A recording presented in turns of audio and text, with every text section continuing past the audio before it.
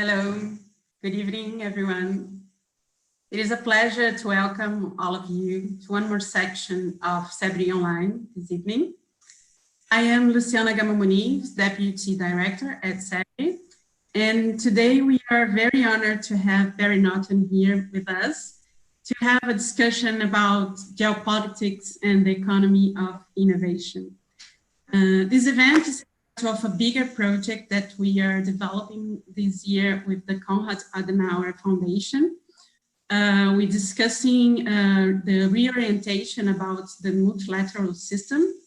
And before I pass the floor to Ana Jaguaribe, our CEBRI board member, we will introduce the subject and our speaker.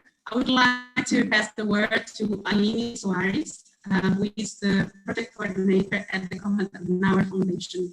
Aline, the floor is yours, please. Thank you, Luciana. Thank you very much.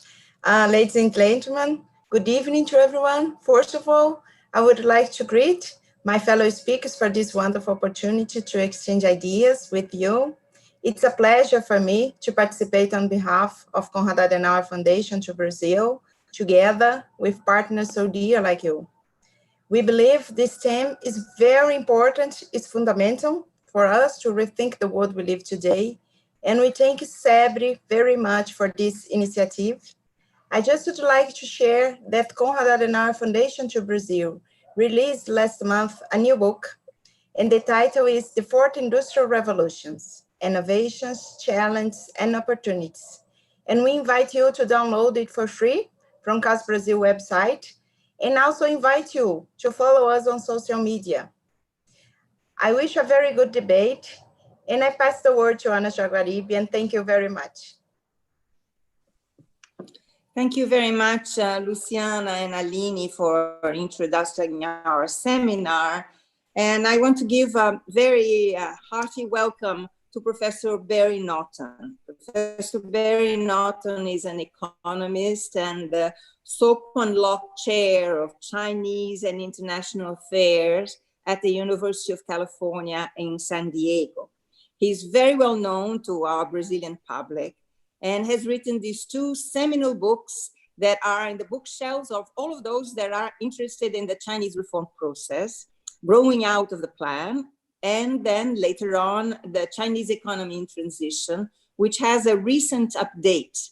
Although they have not been translated into Portuguese, they are extremely well known to all the academics that are engaged in Asia and Chinese studies here in Brazil. So I'm particularly glad that he was able to join with us. And together with Professor Naughton, we have also Professor Adriano Proença, who is an engineer, a professor of engineer, and with a specialty in innovation at the Polytechnic School of Engineering of the Federal University of Rio de Janeiro. Professor Adriano has been studying and writing about China for quite some time now, and particularly dedicated to Chinese firms, business models, and innovation system.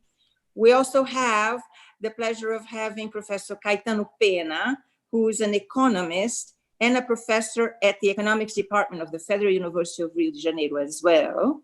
Caetano has been working in innovation and innovation policies for quite some time and covered the innovation policies of Brazil in an important report written with Mariana Mazzucato some 3 or 4 years ago. So today, what we propose to do is that I will give you a little bit of a context of what our discussion is going to be. And then we have asked Professor Naughton to deal with 4 large questions, which we had given him. And following these questions, Adriano, who is our moderator, will make some comments, and followed by Caetano. And then we will be opening to Q&A from the public at large. But a few words about the context of this discussion. I think that the first thing that we should say is that the globalization of the late 90s changed the scenario for technology policy. The intense trade, investment, and in particular the fragmentation of the electronic industry created a sort of a new ecosystem for business management and for innovation and technological firms. Asia in general, but China in particular, took enormous advantage of this environment. In this context, very large science and technology epistemic communities were formed, linking mainland China, Hong Kong, Taiwan, with the Western Pacific coast of the United States. These were communities that were intrinsically connected to research papers, interchanges, and that also participating in various innovative firms and startups. 2008, the financial crisis of 2008 ends very much this cycle of the early and late 90s. It's an end of a cycle which had, to a certain extent, linked China's capacity for investment and export with the immense capacity of the US for consumption.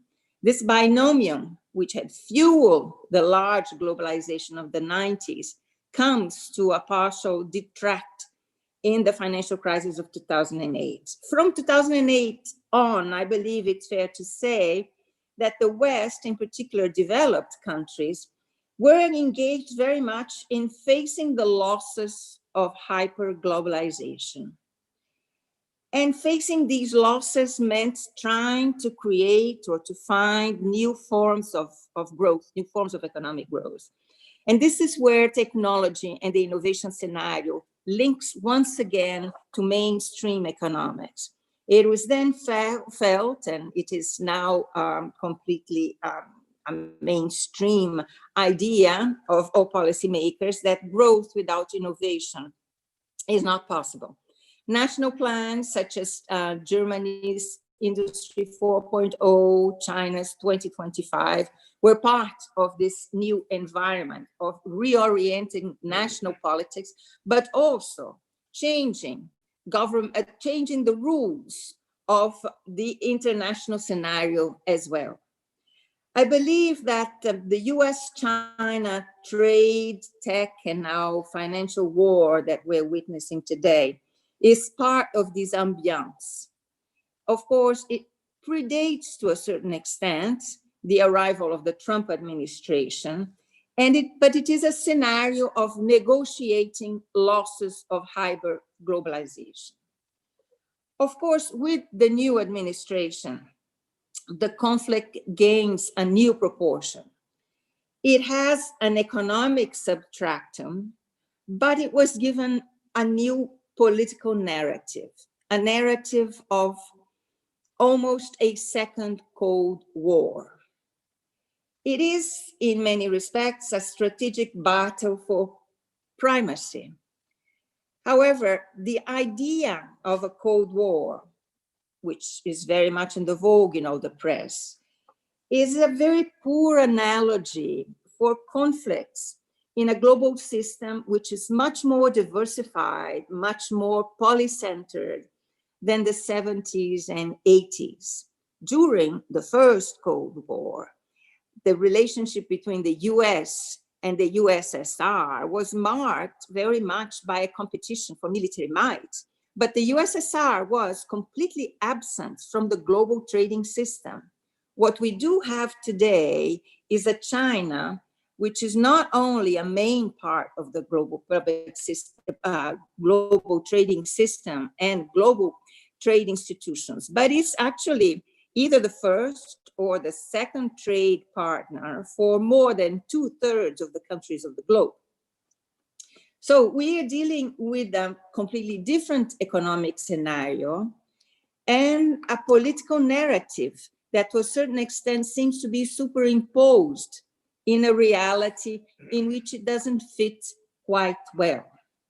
It is in the context of this, and quite recently we have seen very many long debates concerning what are the options and what are the damages of this constricting political scenario.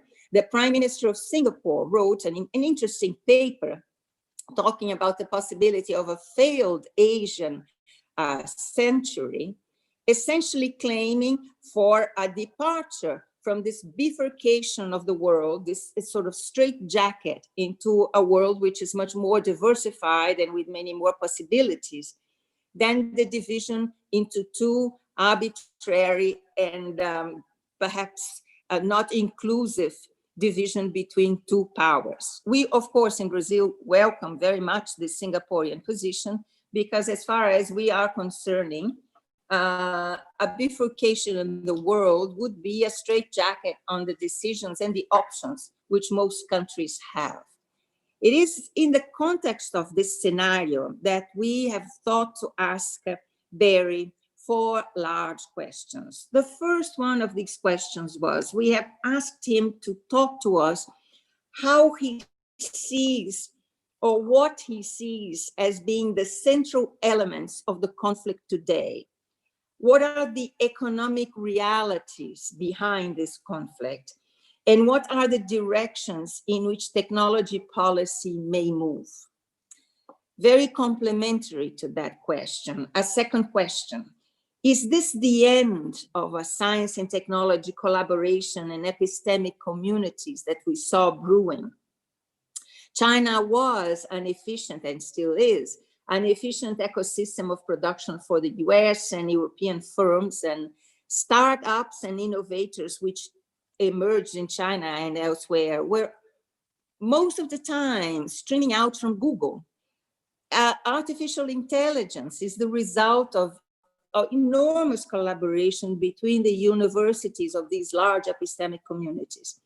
Are we seeing the end of this collaboration? Are we moving towards a split in models of technology policy?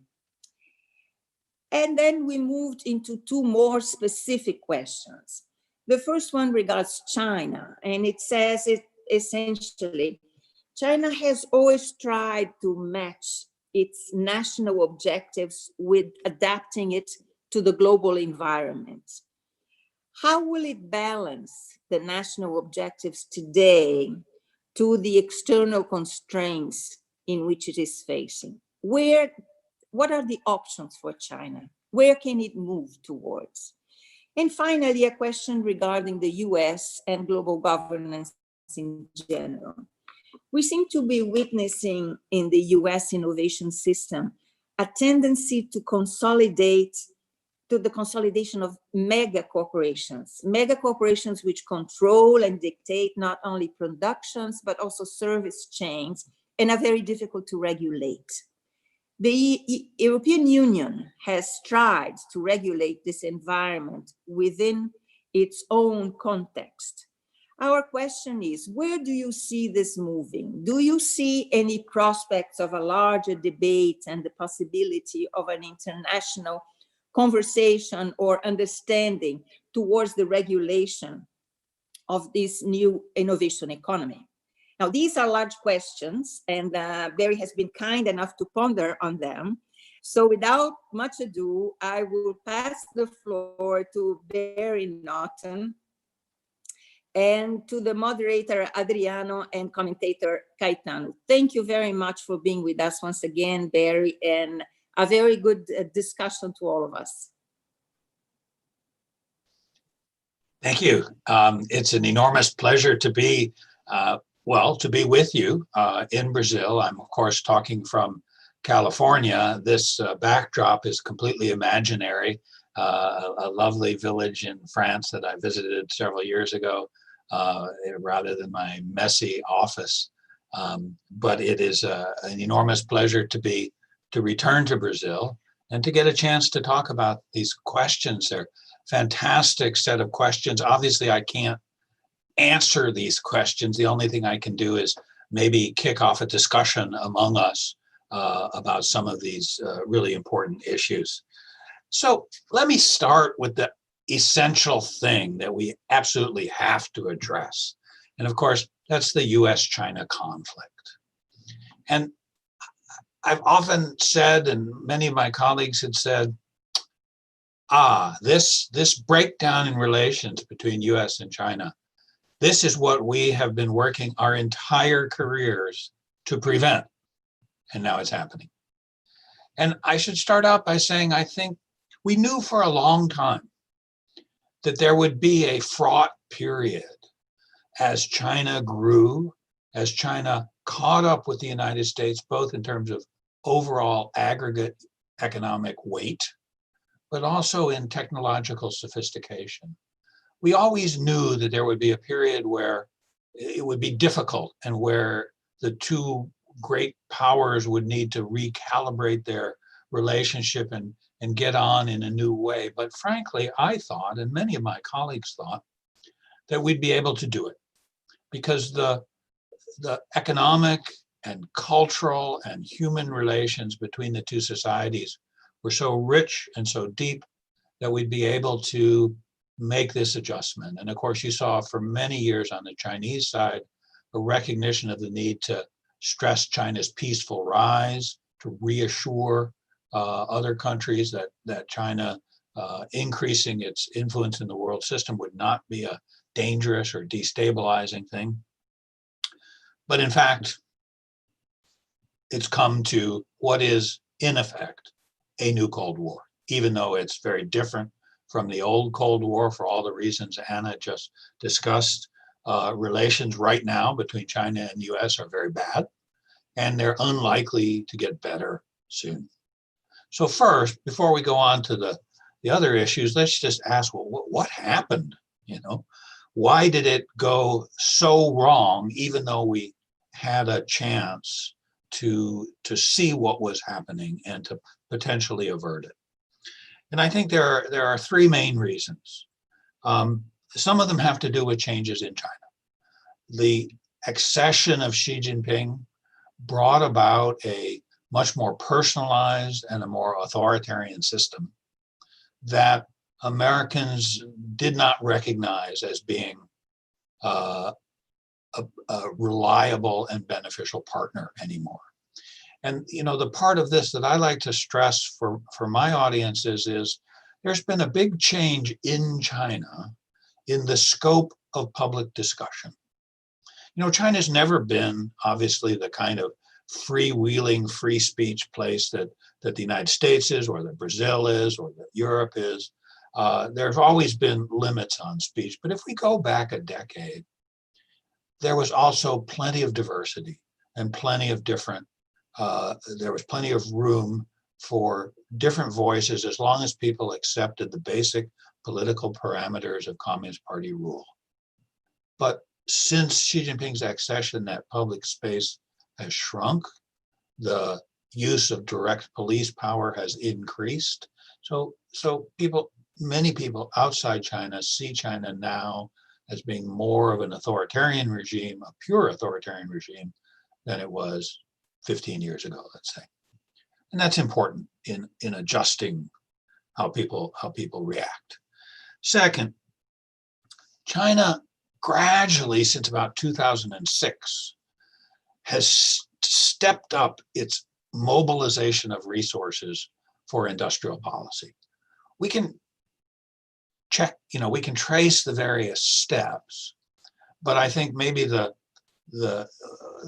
simplest way to say it is that from 2005, when China really didn't have any significant mobilization of resources for industrial policy in a narrow sense of targeting sectors and pushing for the earlier development of those particular sectors, until today, China has not only rolled out literally hundreds of plans for specific sectors, but also set up a new financing mechanism. These are so-called government-directed sectoral guidance funds or industrial guidance funds that are funded up to over $1 trillion in the last year. So it's just it's a remarkable mobilization of resources. And of course, this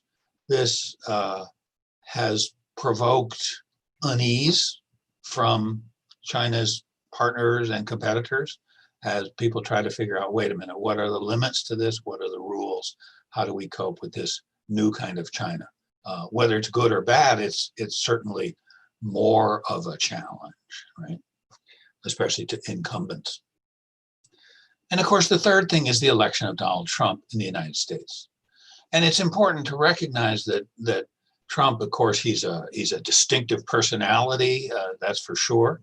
And so he filters everything through his own personal assessment of people and opportunities. But he also represents a coherent set of thinking about the world.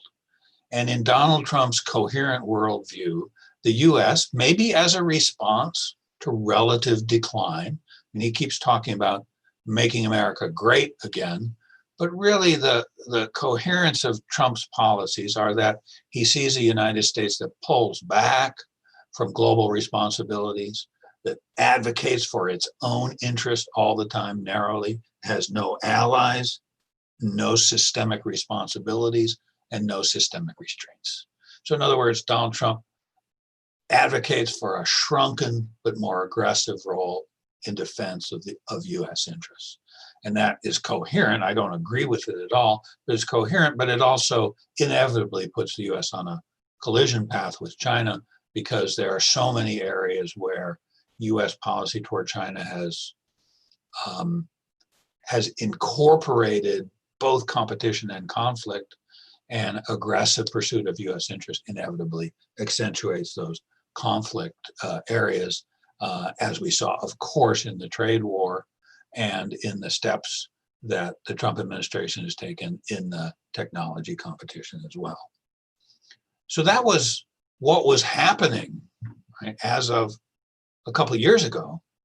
And then on top of that, we have two additional shocks, one of which, of course, is the virus, right, where the virus inevitably makes tensions much greater and more visceral, right, because the United States bungled its effort to fight the virus, and there's really nobody to blame, especially if you're Donald Trump, there's nobody to blame except China. And so we see already Trump and his political allies are blaming China for the virus, and they're ramping up the rhetoric in the run-up to the November election. So that's clearly going to make things worse. And of course, the final thing, and the thing that leads us back directly into the technology issues that are the heart of today's seminar, is that increasingly both sides see the advent of not just new technologies that spur growth and allow countries to escape middle-income traps, but in particular, a suite of technologies. You can call it the fourth industrial revolution, but a suite of technologies that have the potential to transform the entire industrial, communications, and alas, military systems upon which countries depend. So this industrial revolution comprised of 5G telecom, ubiquitous sensors, and artificial intelligence processing. And notice that one of the reasons 5G telecom is potentially so controversial is 5G, this aspect of it doesn't exist yet, but it will soon, within a couple of years, provide the ability to create local smart networks that are nested within the overall communications network. So right now we have a tendency to think of 5G as, oh, it's super fast for downloading a movie. Yeah, that's true, but it's not the important thing. The important thing is it's partitionable and allows us to move data processing and intelligence out to the edges of the network, whether it's in a smart city or an autonomous vehicle or, alas, a smart battlefield or a logistic network connected to factories, et cetera, that this has the potential to create a qualitatively different set of interactions. And as a result, both the United States and China see themselves as, for sure, battling for dominance, battling for priority in the adoption and implementation of these systems. China, in its 2016 innovation-driven development strategy, essentially declared itself to be all in on this new technological revolution. And all the other parts of Chinese policy are actually subcomponents of this overall so-called innovation-driven development strategy. In that sense, China definitely has been ahead of the United States. The United States, with its suspicion of government and its belief that the big corporations will sort of set the tone and we just need to coordinate a little bit in the way that things are adopted. The US government has been 2 steps behind the Chinese government in terms of really thinking about the ways these technologies will change things and thinking about the kinds of infrastructure that are necessary in order to really implement these new national systems. So that's where we are today, right? These two superpowers that increasingly see each other as being at least in competition, perhaps more, and which increasingly see technology as the key point of that competition.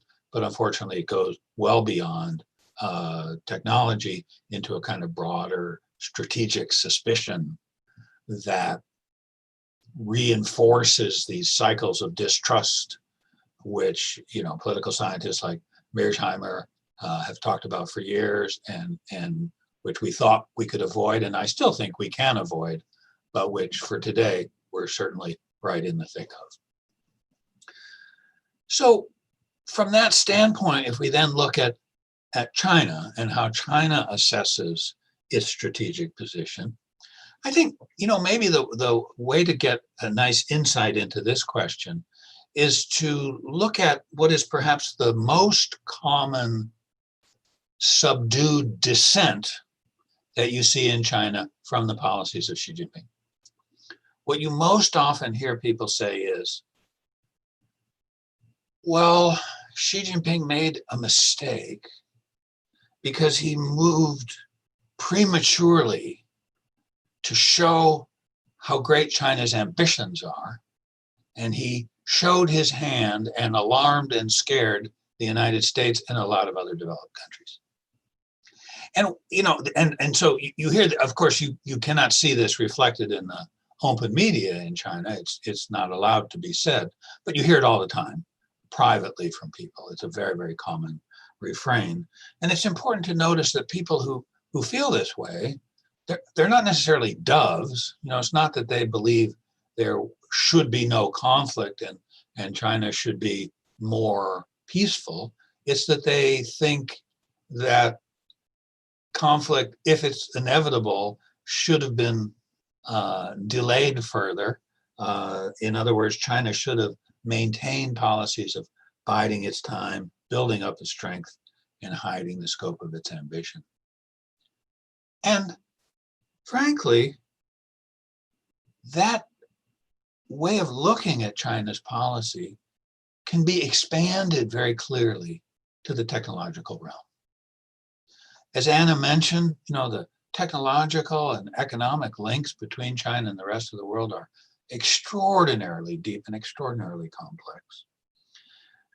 But we should also say that China has been an enormous beneficiary of every aspect of these technological and economic cooperation relations.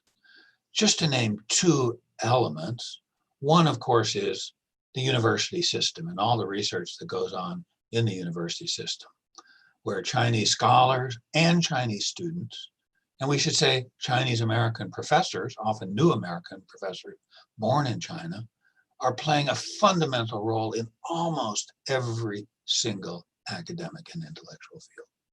I mean, in my university, with the University of California, San Diego, which thinks of itself as a science-oriented university, every department has relations with China. Every department has joint research of some kind. Every department has visitors going back and forth. And so China's been an enormous beneficiary of that. Of course, the United States, including my university, has also been an enormous beneficiary of it. Production networks that extend across borders have also been enormously beneficial to China. Now, you often will hear complaints that say, oh, China is in the low point of the value chain. So these high value components come to China and they're assembled there and then they're exported, but really the value added in China is a very small proportion of the total value of the product. That's yesterday's news. It's not true today. And in fact, if you look at any of the measures, WTO publishes some, Asian Development Bank publishes some, there's some interesting studies of iPhones, and they all find the same thing.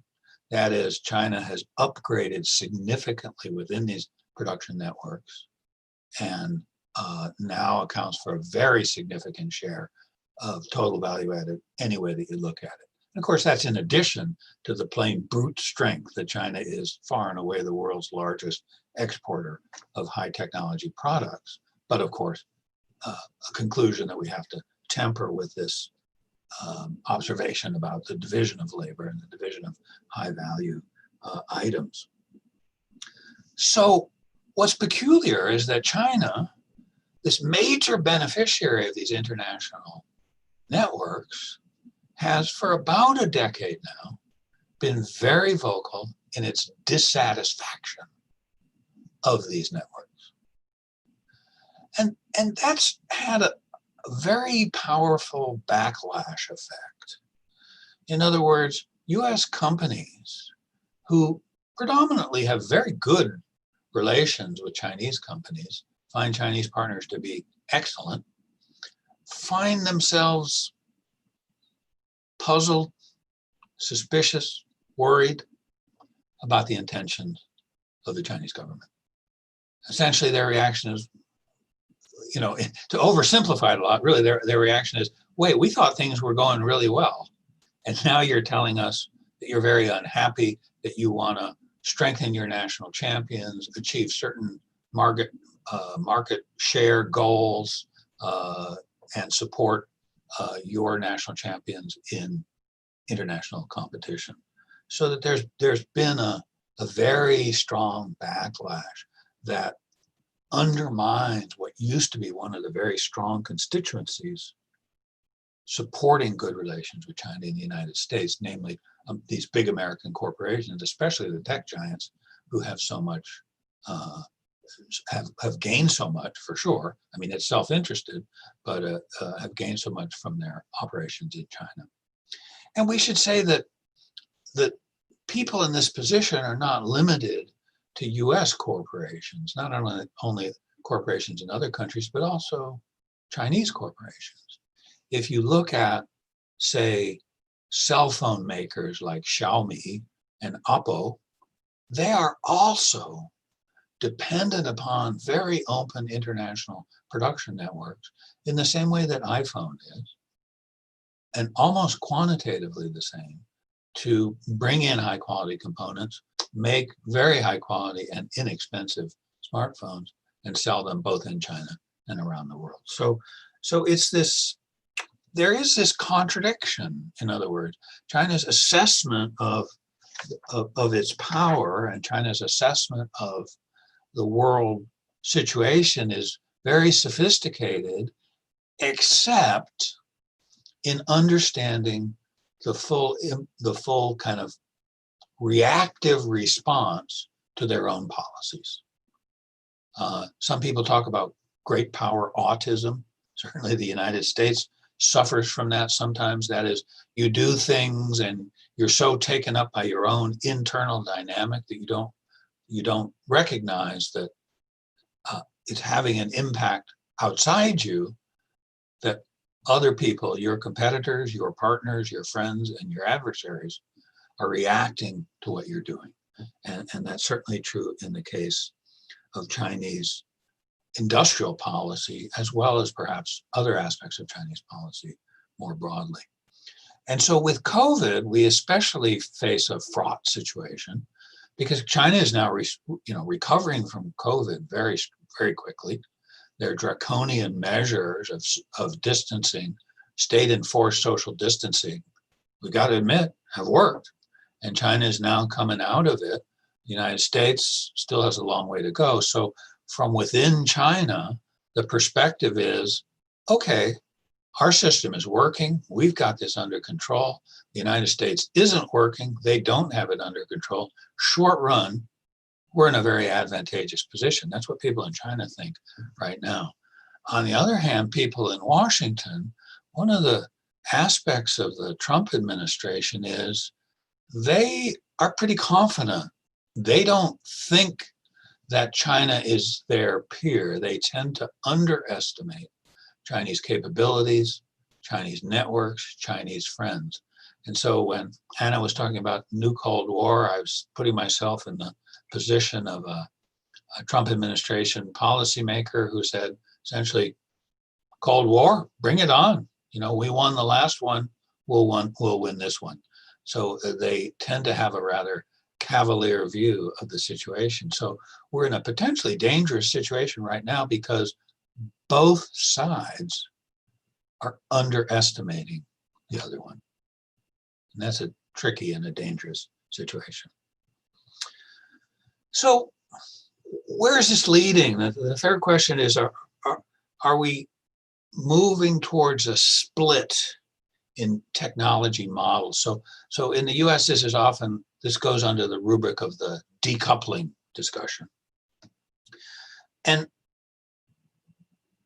at the same time, there's a question as to whether the technology models are becoming more different or more similar. So here's my answer. We are moving in the direction of decoupling, but surprisingly, the models in some ways are becoming more similar. So decoupling, yes. And again, let me just select two things out of it. At the research level, the US is starting to impose restrictions on Chinese graduate students. This will inevitably interfere with the research effort, both in the United States and in China. We don't know what the scope of it is going to be. The president's proclamation last week said that graduate students and scholars who come from Chinese institutions who support civil-military fusion, meaning conscious research in dual-use technologies, will not be allowed to come to the United States. Now, that could be interpreted very narrowly. It would probably be a couple of hundred people, but it could also get completely out of hand and cover tens of thousands of Chinese science graduate students. We don't know yet. I think the prior is more likely, but you know, these things achieve a life of their own and can definitely get out of hand. Second, in terms of the decoupling of production networks and communication networks, obviously Huawei is at the center of this. Huawei is a great company. It's a highly innovative company, puts a lot into research and development, and has a very strong low-cost production network. Trump administration, their aversion to Huawei goes sort of, may have a rational base, but it goes beyond anything rational. And again, in the last 2 weeks, something happened that, if it holds, will have a huge impact on Huawei. That is, the United States apparently got agreement from the Taiwan Semiconductor Manufacturing Corporation, which is the best manufacturer of chips, of integrated circuits in the world, that they would stop taking new orders from Huawei. And that will have a devastating impact on Huawei. It's kind of like a declaration of war. So we're moving, definitely there's going to be some dismantling of integration of different networks. But we should be careful when we think about what this means. The links right now are very deep and multiple. When we say there will be some decoupling, do we mean 10% will unravel or 30%? 30% would be pretty catastrophic. I don't think anybody's talking about 100%, but the degree of decoupling, telecommunications systems, the internet, production networks, and research. All of these are going to experience a certain amount of shrinkage and bifurcation. That's a big change from the globalization models of the future. I was going to say there's some convergence in the approach of both sides, but I'm kind of reaching a limit of my talk, so I better hold that and then just briefly try and answer the fourth question, which is, are there prospects for international agreements, or are we moving towards separate regional standards? And I think the answer is clear. Right now, there is almost no prospect for international agreements. Some space might open up if Joe Biden replaces Donald Trump as president after November. But even then, there would have to be some very wise diplomacy on both sides. The US would have to take some steps it's been unwilling to take.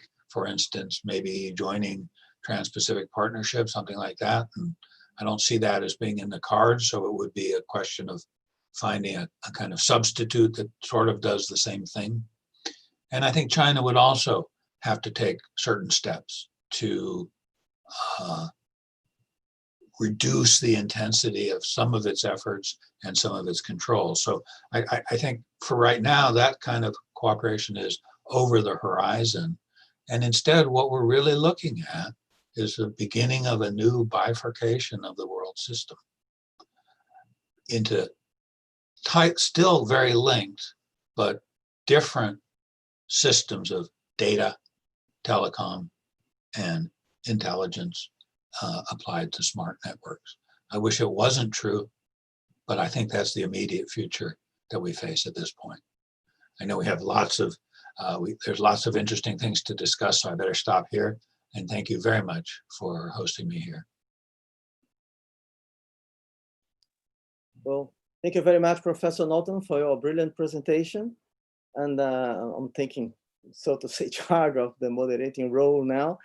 But I would like to make a comment and then put up a question. Then I'll give the floor to Caetano, and then we'll listen to you again, coming from these questions, how you can deepen some of the issues that you have raised, which are all very interesting.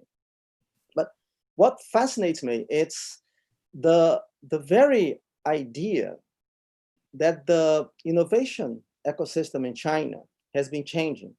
I visited China and makes field research with certain depth through its industry in 2010, 2011.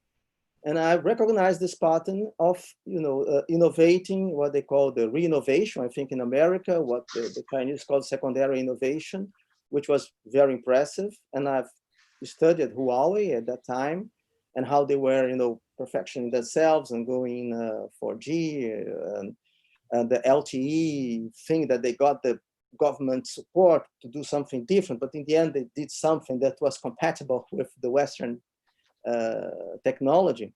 So it was, I visited Huawei, the 10,000 engineer tower. So it was very interesting to see how they were going when in the studies at that time, for instance, Brezhnev's The Run of the Red Queen and what we studied in your book, we could see that the pattern did fit with what was happening, what we saw in the field. There was a team of researchers and we saw that in the field. So 8 years from then, 8 years from then, and this innovation ecosystem has changed a lot. As you said, it's yesterday news. So China is moving towards something different.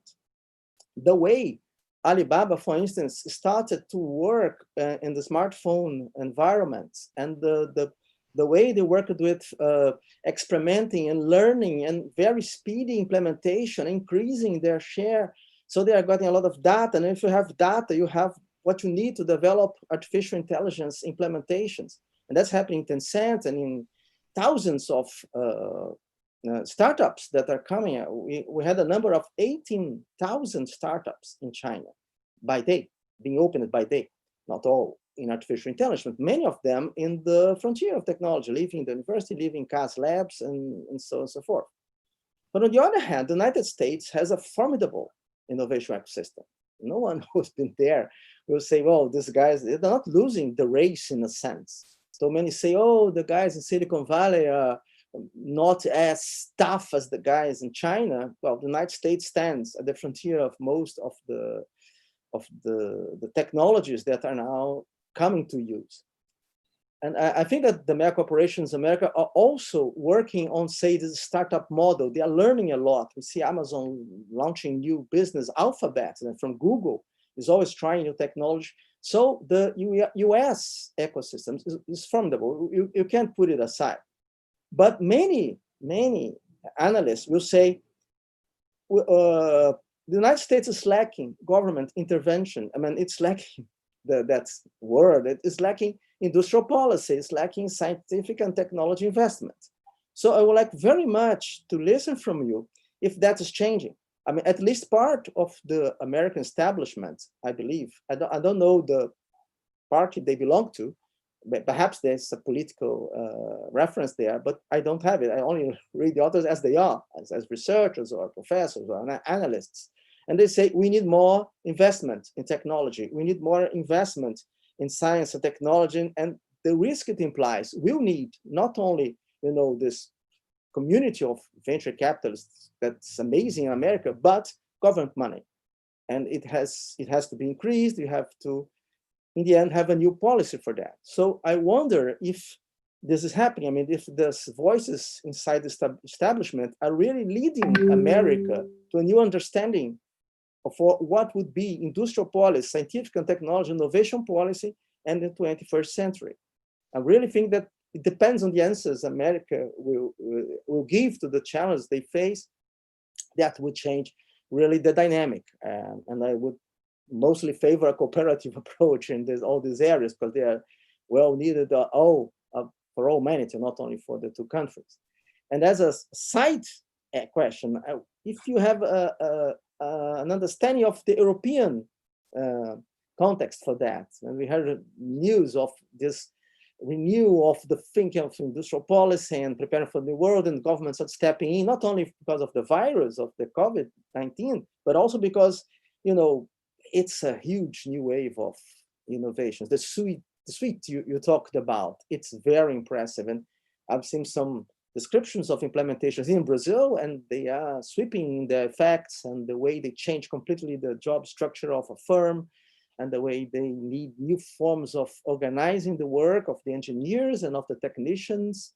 These agile methods, they are not only in software anymore, they are across all the sectors, and they are, and I would say that we can see it now because of the pandemic's demands, but I think the firms, startups and big firms, they're moving fast. I mean, they're trying to move fast. So that would be the issue I'd like to raise to listen to your comments. Sure. Let me pass the word to Caetano, and maybe he could make some comments and some questions, and then we'll give the floor again to you. Please, Professor Penna. Thank you, Adriano. Thank you, Barry. Thank you, everyone, for attending. I really enjoy being here, having the opportunity to discuss geopolitics and technology, which is a topic that most neo-Schumpeterian economists, which I consider myself, tend to overlook, despite the enormous importance of technology for geopolitics. My comment will revolve around the following proposition, which is that COVID-19, the pandemic, it's a lens that is magnifying previous trends and either accelerating them or making them deeper. And in doing so, it is revealing tensions that were maybe implicit or creating new tensions. And what do I mean? The first trend that we are seeing accelerating, it's the trend in deployment of the disruptive technologies. Now everyone is compelled to go digital, but not only that, we also see the biotechnologies being accelerated as solutions for the pandemic. And this trend, it's not new, maybe we can say 10 years ago. And what did most nations did before this trend, this surge in disruptive technologies? They deployed national strategies to seize that opportunity. And those national strategies, they had one thing in common among others, which was there was a clear diagnosis of the place of the country in the geopolitical table. Most of them had an explicit view on that. And they also contain a vision of what those countries wanted to be in 10, 20, or in the case of China, in 2049, 1 year anniversary of the Chinese Revolution. And until this year, so to say, there was a cold competition going on between standards, for instance. And we did not have only the US model or the Chinese model, but also we had the German model. So the question was, are we going to have a world of advanced manufacturing, the US model? Are we going to have a world of Industrie 4.0, the German model? Or I will not try to speak Chinese, but the made in China model, or designed in China as they wanted. And that was something that was an undercurrent, a competition going on. There was another point also, that another issue that was implicit in some plans but explicit in others, which was an orientation towards solving big societal issues, in many cases, or technological missions. So they were also mission-oriented plans. And this, again, with the COVID-19, we have a big mission to find a vaccine, to also have clear diagnosis for the disease and other type of non-pharmaceutical interventions. And so we have, again, a new focal issue to talk about in terms of technological development. But the point is that those disruptive technologies, they create also their own, economists would say, negative externalities that need to be regulated. And they cannot be regulated within the realms of a single nation state. So here is the first tension that is emerging. How do we regulate those technologies in a scenario where we have a conflict, almost open conflicts in the case of South China, for instance? So, and then we have this this war and attacks between the US and China. So we are then in a process where we have a big opportunity to seize technologies. They are with falling costs, they have increasing capacity, and they are general purpose. But we need an institutional framework that we are lacking. And we don't have a legitimate power, or the UN, for instance, to coordinate that process of deploying that institutional framework. And the question then that I would like to raise, Barry, I think it's a similar one in the questions and answers. It's who is going to lead that? Is the US maybe going to lead that? Or what are we going to do in that respect? And I think that the fact that we are discussing US and China and not talking about Germany, it's maybe that Germany it's doing right. It is doing what it has planned to, and maybe using its soft power, it will emerge as one of the leading nations in the future.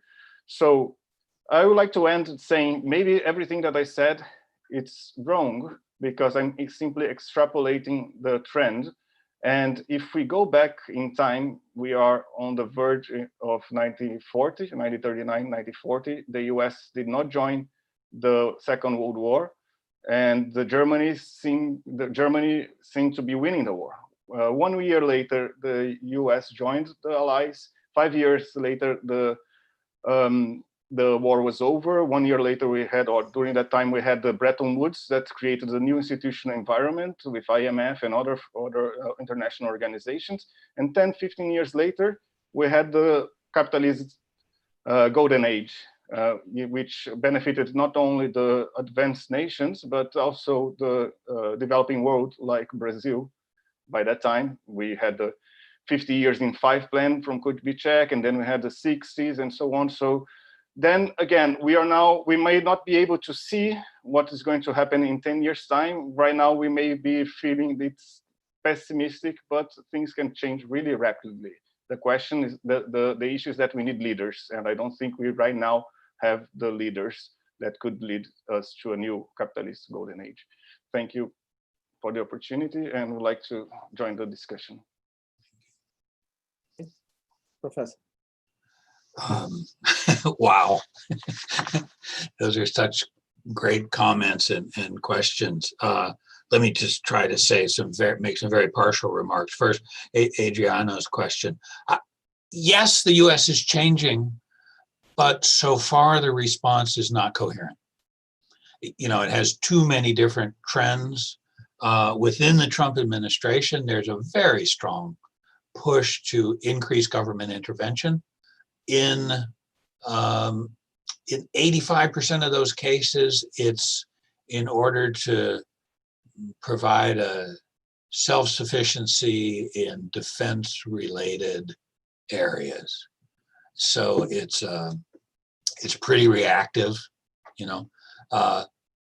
The Democratic Party definitely supports a stronger infrastructure push, and supposedly this was going to be an area where Trump would be able to govern across the aisles, as we say, and bring both parties into a new infrastructure program. It hasn't happened, presumably primarily because Trump has been preoccupied with other things and other quarrels with the Democratic leaders in Congress. He doesn't want to work with them. So I can't see us moving in any kind of coherent direction until some of this gets worked out. Although I very much agree with what Caetano said, it can change really fast. I mean, the United States has changed in the last 2 weeks. You know, there's something going on, and who knows how thorough it will be. But and also the U.S. still has, I mean, U.S. government does spend a lot on research, but most of it is either medical or military.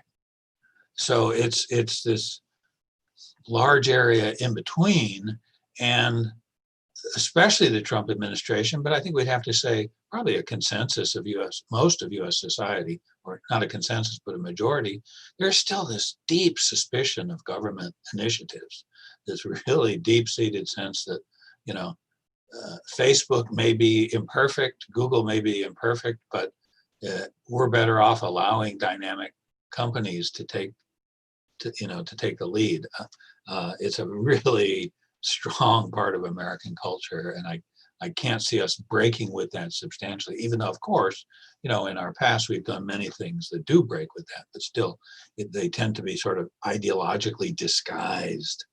Caetano, wow, those are great questions.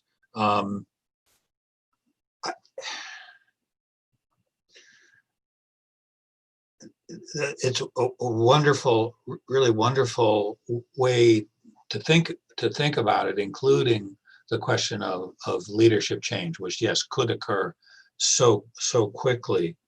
You know, I think I'm not sure that the different parties see their model as distinctly as you do. I mean, I think it's really insightful to see an American and a Chinese and a German model, and I think that makes a lot of sense. I think, but in China, do Chinese policymakers perceive their own model accurately? I'm not sure about it. You know, they say, if you ask the typical sort of Chinese policy intellectual, what is the Chinese model? They'll say, oh, well, it's close business government coordination, which might be true. But then when you look at the incredible successes that China's had over the past 20, 30 years, some of which Adriano referred to, most of them weren't achieved by government business cooperation. They were achieved by really smart, hardworking, innovative people who looked around the world and grabbed ideas and changed them and re-engineered them. There are really very few cases where government steerage can really be given that much credit in China, and certain obvious cases where it's clearly not working at all. I mean, the Chinese government has spent at least $300 billion US in semiconductor manufacturing, and it has not shrunk the gap with the United States. Now, in any other society, people would be pounding on the tables and saying, what did you do with our $300 billion in tax money? But that doesn't happen in China. So, yeah, so I better stop there. Thank you very much for those wonderful questions. Thank you, Professor. I'm receiving some questions here. I cannot, I put on, so we must have time to have the Q&A going on, but we can talk later about some issues. But the one here that I think, there are many questions, but I'll choose one that I think it's related to the differences between US and China that you might give us some perspective different from the, the common sense or the conventional wisdom, which is this discussion about surveillance capitalism. I mean, in the US, it's considered linked to the private sector. It's private sector led, Facebook, and in China, it's more related to the action of the government. So that's the context of the question. But I think it's more complicated than that because Tencent and Alibaba, they are big firms, by the way. And then in Hangzhou, where there's the headquarters of Alibaba, they are doing the smart city thing, which includes a lot of individual surveillance. So it's a firm, but it's guided by the local council policy. So what do you think about that in the effects of this discussion of surveillance capitalism in the context of competition, artificial intelligence on one side, and geopolitics in the other side, how it goes all around the world? So all the discussion. So that would be the question that arrived here. I'm mixing two, in fact. Sure. I mean, yeah, everything you said is exactly right. I mean, in the U.S., we've got big issues on surveillance capitalism with the issues divided between government surveillance and Facebook and Google, basically surveillance, right? They're the two ones that have the most effective information control. So Europe's definitely ahead in terms of legislating clear rights to privacy. The United States, they're big issues, but we haven't quite worked them out yet. So I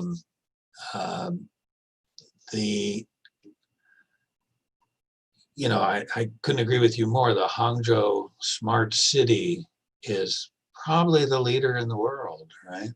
And so in some way we can think of the Chinese government as having, it's not so much the Chinese government leads this process, it's, Alibaba leads it, but then the Chinese government extends its embracing arms around Alibaba and pulls it tight and says, well, you really don't have any choice, and it's quite profitable for you anyway, so congratulations, you're part of the national team. I mean, that's really how it works. And which reminds me, just to pick up on a part of this that Caetano raised, what's the mission for China? Well, it's pretty clear. The mission for China is, as a nation, catch up and surpass. Does that have specific technological content? Probably not, right? But wow, what a great driver. I'm not sure I answered the question about competing surveillance capitalisms, but I think we'll just have to leave it out there. Adriano, may I make a quick comment? Yes, please, Caetano. Yes, on the topic of this privacy, and that's a trend that I also see as being magnified by COVID, because that's something that was underlined there. I frankly thought that after the Snowden leak, we would see much more public concern to it, but we didn't. So we may see it now, and that is a topic that we will need an international framework.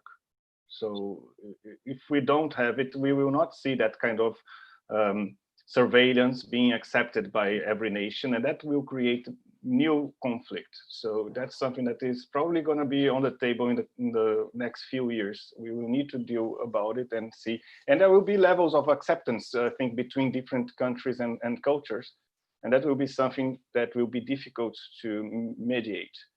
And yeah, so that was I wanted to comment. Thank you.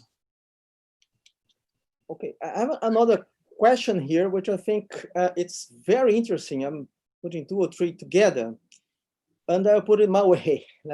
So I forgive the people who conceived the question, but I'll put it my way, which is through the Cold War with the Soviet Union, there was a kind of the way the alternative parties commanded the country, they have a shared view, or the established had not a perfectly common view, but the policies were more or less connected. And you had I imagine, I don't know if you agree with that, but a kind of coherent evolution of the American position, the American investment, and so on and so forth. But now it seems that the continuity that we found in the earlier American trajectory is not going as it did during that former period. While in China, even if you have the changes that you commented on, the way she changed the path or perhaps accelerated it, but then you have a kind of a discussion in policy within the many positions inside the government and the party and so on and so forth. But there's a coherent way that they're going after development after all, and they have this: if it works, we keep; if it doesn't work, we change. So in this comparison of comparing the two ways of these nations, the two nations are now dealing with these challenges. So you think US has a chance of staying competitive? I mean, in the sense that this lack of coherence may, falter the way. I don't know the exact word, but it would not allow the US to go after a real strategy in facing such a mission-oriented country looking for development in a way that we've never seen before. Yeah, I mean, I think the US can be successful without a mission-driven strategy. That doesn't mean it's the best thing, but after all, any coherent strategy has to be pretty much consistent with the, I don't want to use the word consensus, but at least with the majority view of the population. So I don't think it would work in the US at this point to push too fast toward a kind of mission-driven approach to innovation. If it did happen, it would be through a national effort to combat global warming and to develop, alternative energy, and perhaps that could be combined with a new information-intensive infrastructure. So in other words, a kind of vision of the future that, maybe somebody like Elon Musk could contribute to, and a good set of political leaders could add to. But I don't. I mean, the U.S. has some other problems, that have to do with sort of resolving this issue of what government is for, and figuring out a way to work with our allies and partners. And I think those are the critical things. If we get those worked out, resume our cooperation with our good friends and allies around the world, a little tweaking of the U.S. innovation strategy as part of that, and maybe a social effort for, as I say, for climate and other things. I'm not worried about the United States if we can face our social problems. I'm not worried about our innovation problem. It's a very innovative society.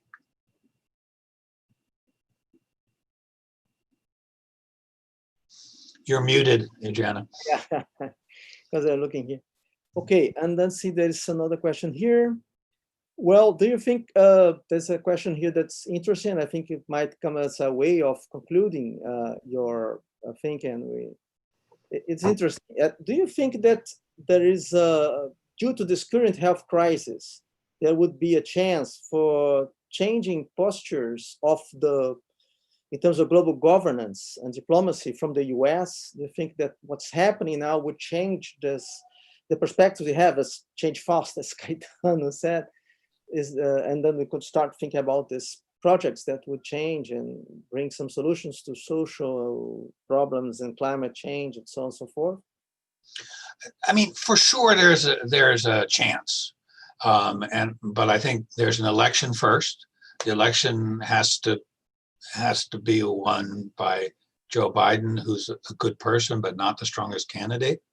We see Donald Trump's response. I mean, he pulls out of the World Health Organization, which is just astonishing. Now, it's not a popular action in the United States. It's not something that he can run on and build on, but it's exactly the wrong thing. I mean, sure, there are problems in the World Health Organization, but we should fix them, not back out. And so we have to win an election first. Sorry to be partisan, but I think Donald Trump's attitude toward America in the world is coherent and definitely takes us away from this opportunity. But people are rethinking a lot of stuff. So people have had a lot of time at home to think about stuff. So in some cases, that's making a difference. I do hope so. Well, we are reaching our time. I received here a note that Anna's video is not working anymore. And she's thanking you a lot for joining us tonight. It was an excellent presentation. And she won't be able to make the closing remarks we were planning to do because her system's not working. But thank you very much in my own name, Barry. It was very good. I don't know if Caetano wants to say something. Caetano? Oh, it was very stimulating. And thank you very much, Barry, for your insightful discussion. Thank you very much. And thank you very much for your very interesting comments and questions. So thank you very much. And thank please, you all, CEBRI. Thank you very much. Thank you for everything. It was a brilliant discussion. Thank you. Thanks a lot. Bye, Anna, Luciana. So, thank you. Bye-bye. Anna, thank you very much. Thank you. Hi, thank you. Thank you, Adriano. Thank you, Anna. Bye. Bye, Luciana. Bye, Aline. Bye-bye. Bye-bye. Thanks, everyone, for attending.